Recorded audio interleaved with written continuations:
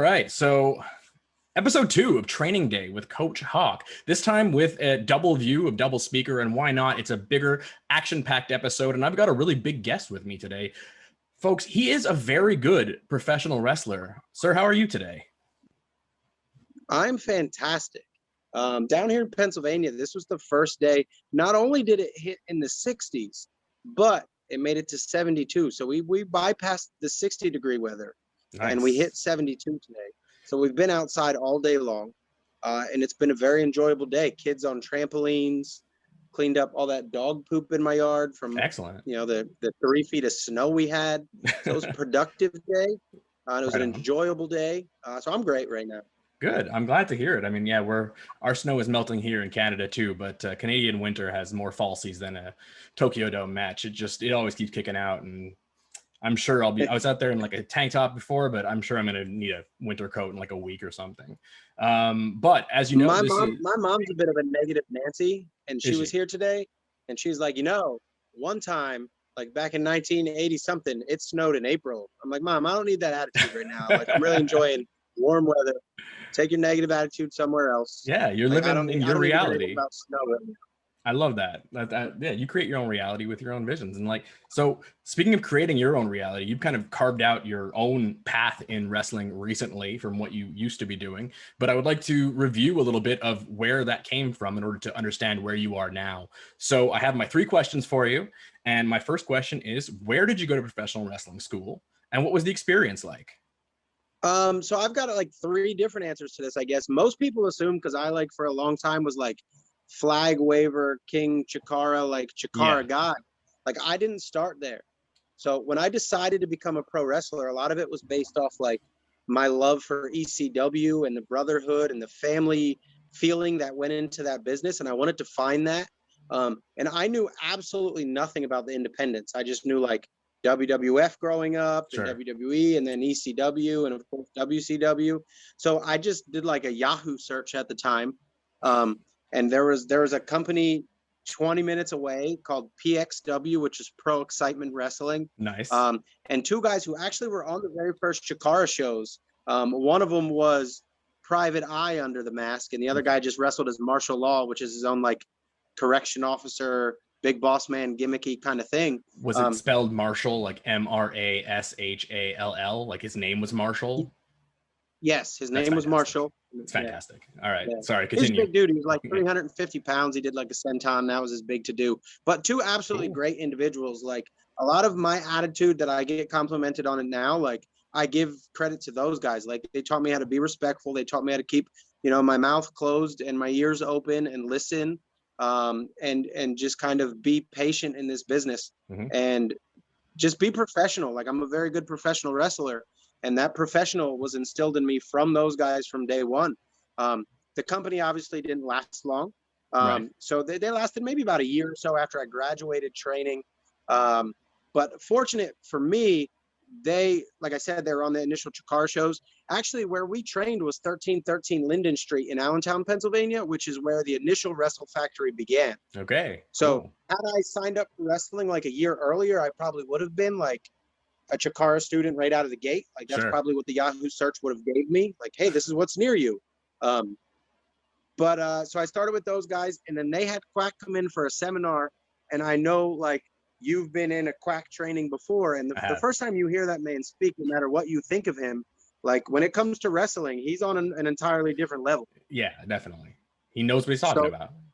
So for eager young minds who just want wrestling information, when he speaks, your mind is blown instantly. Yeah, for sure.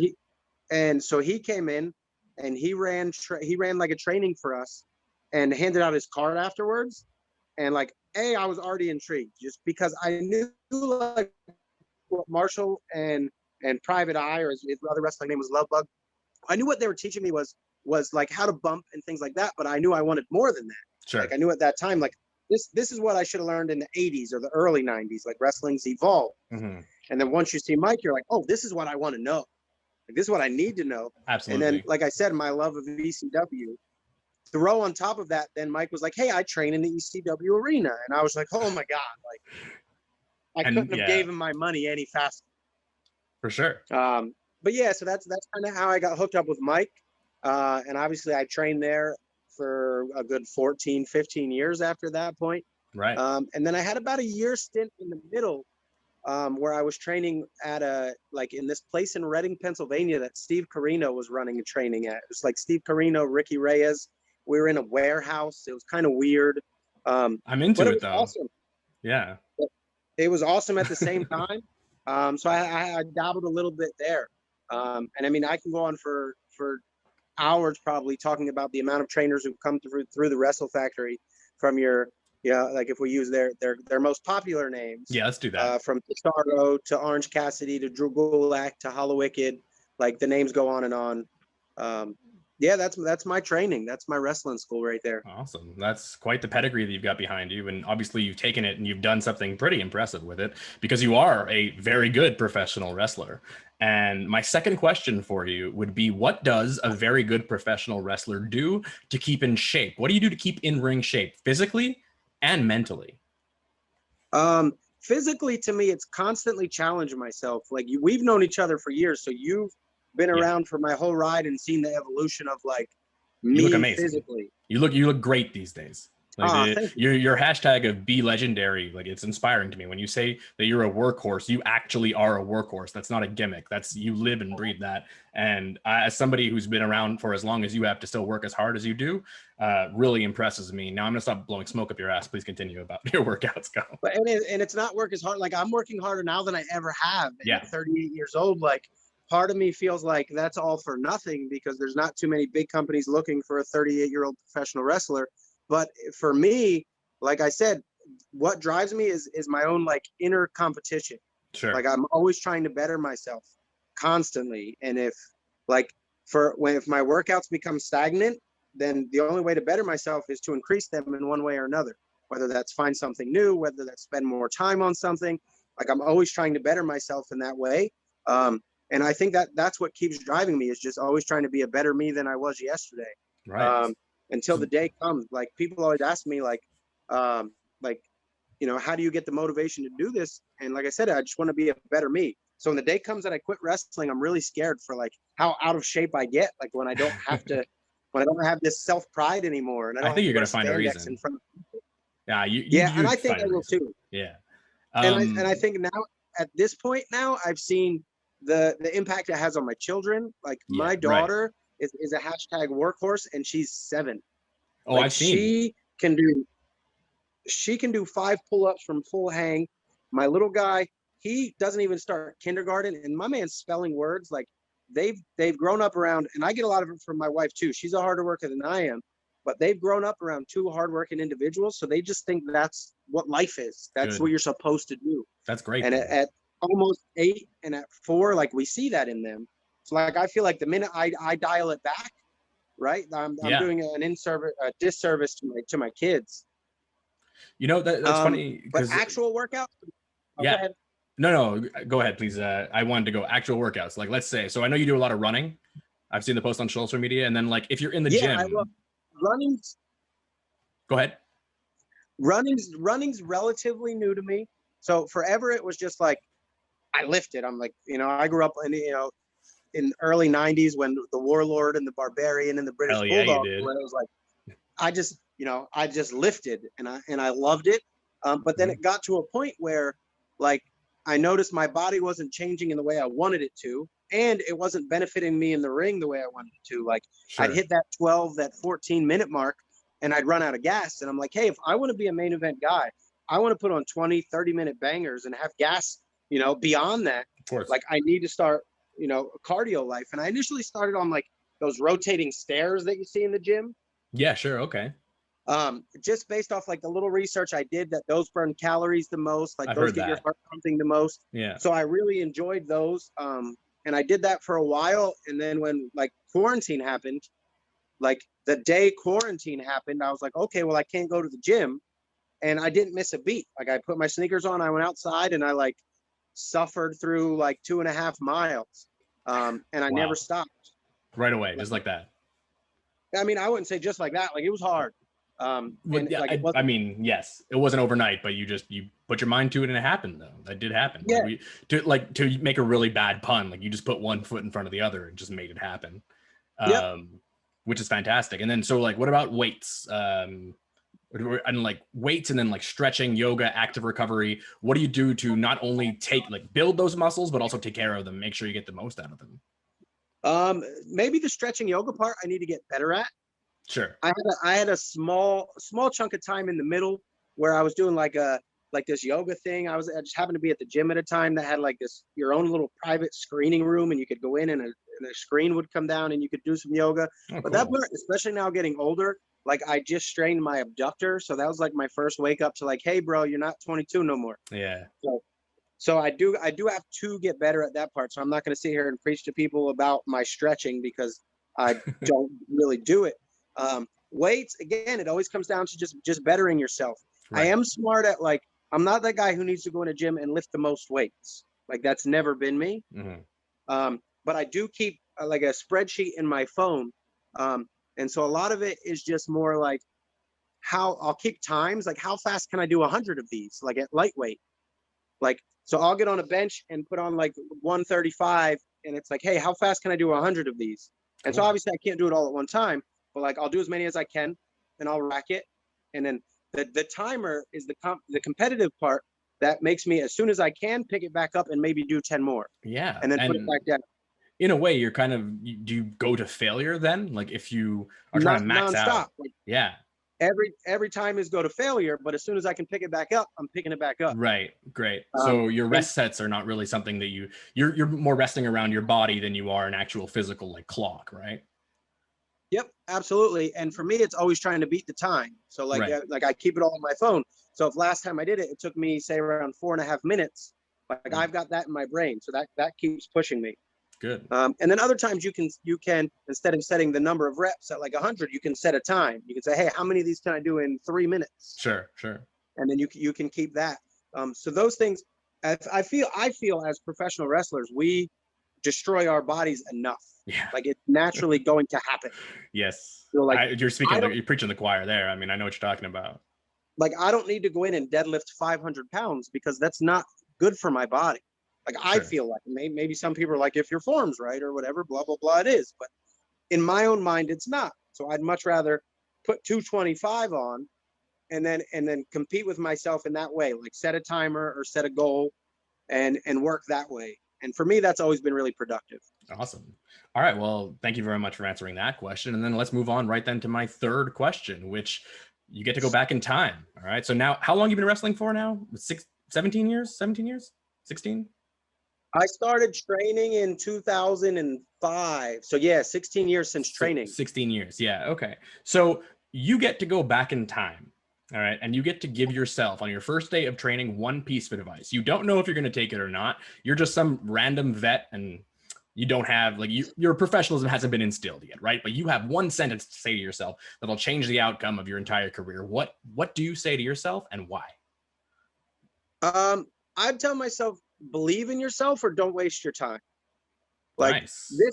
This amount of time in, the guys I've seen succeed are the guys who believed in themselves from day one. Right. Like they believed they were going to make a living off pro wrestling right out of the gate. And to use Orange Cassidy as an example, we went to high school together and he was a scrawny little soccer player and we had geometry. And I'll never forget the day we weren't really friends. And he got up and said he was going to be a pro wrestler. And of course I chuckled inside like, good luck, bro. And then when I became a pro wrestler and we got hooked up again outside of like high school, and I seen how intelligent he was and his work ethic. Right. And then like I always told everybody for years, I'm like, the second this guy gets caught on with somebody who has $1 million, they're never going to let him go. Oh, for sure. And he's already proven that because he believed in himself. Yeah. For me, it took watching Drew get signed and Orange Cassidy have his success to see other guys that once upon a time I was on their level, and I wouldn't even say I'm on their level anymore. But to see guys who outworked me because they believed in what they were working for succeed was a big wake up to me. And I think that's a lot of where my work ethic comes now. And maybe for me, it's a little late in the game, but if I can go back and give 22-year-old me the advice that, hey, if you believe in yourself, and you go after it as best you can, you'll succeed. Like I wish I could have done that.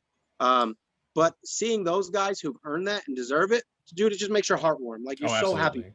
I mean, like we grew up around all those guys, right? I mean, and so many of the people that we actively worked with for so long, who we're friends with, are now making millions of dollars all over the place. But as you say, like, 15, 20 years ago, the idea of somebody like a you or an I in like WWE is just not something we can consider, right? I mean, Right. if you're not 6'4" and you're under 25 and you're not jacked to the gills, they're not even looking at you. Whereas now it's a whole new land of opportunity, which, as just to like co-op your point a little bit, is that as a coach now and as a trainer too, that's what I'm trying to do with my own students, in avoiding the mistakes that made me not being able to wrestle as much anymore, especially now that it's so accessible now. Yep. It's right there. If you're just willing to put in the work and you're willing to put in the mental fortitude, you can just take it.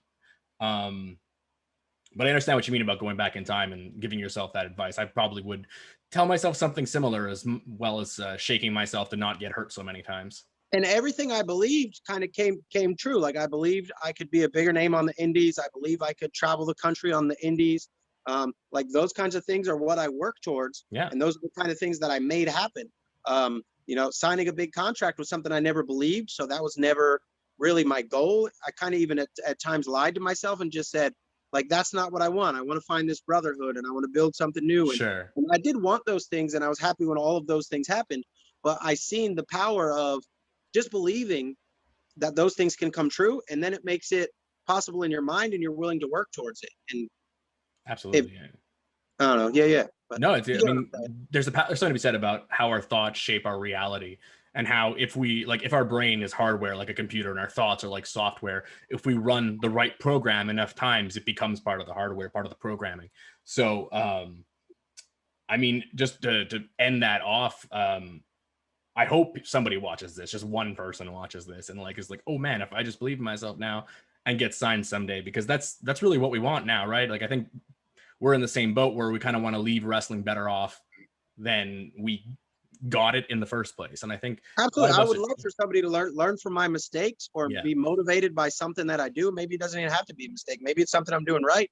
But if right now you are. else, now you're telling me you're 38, you're in the game for 16 plus years, and you're still outworking pretty much everybody. If I'm you, I want people to outwork me, because it's going to push me to go even further. So I want to see everybody at the top of their game, because I mean, I'm sure you agree with me here where I say I want everybody to be the best, because I want to compete with the best, and then I want to win that way. I don't want to hold anybody else down. I want to prop them up, because then I want to prove to myself that I can beat them. So, I mean, I think it's great that you still got this. You're somebody who we can point to on the indies and say, like, look, this is an example of hard work right here. And I think that that's something that's drying up a little bit. And I think you should be proud of that, man. And I know that I'm proud of you, and I'm very impressed all the time with everything I see for you. Thank you very much for doing this short interview with me. If you have any plugs, anything you'd like to mention, like social media? It just popped out today. I don't know when you're airing this, but we did, and it's probably the thing I'm most proud about in wrestling, but IWTV gave me a GoPro, and I was able to film for like a week in my life, man. And you get to see the inside. You get to meet the kids, the wife, the career outside of wrestling, the gym life, like life on the road. Like, it's a whole week in my real life. And they just debuted like a little trailer commercial for it. It comes out April 8th. And I'm kind of mad at Jerry, because Jerry booked me for Mania weekend, and yeah, he did, and I'm happy that he did. But the documentary debuts as I'll be on the airplane flying home that same night, so I won't be able to watch it live with everybody. But you guys should all watch it. I put a lot into it, and I think it turned out awesome. The guy who pieced it all together was fantastic. His name's John Phil Savage. But just everybody go watch that, man. I'm really, really proud of it, and I think you'll love it. Right on, man. Well, it's great to talk to you as always, man. Been blessed and happy to know you for this long of a time. Always inspiring to everybody that I see. Thank you very much for doing this interview, and I'll make sure to send it your way. Folks at home, please make sure you check out that documentary, IWTV, Jerry.tv. Folks, he is a very good professional wrestler here for Training Day with Coach Hawke. Thank you very much.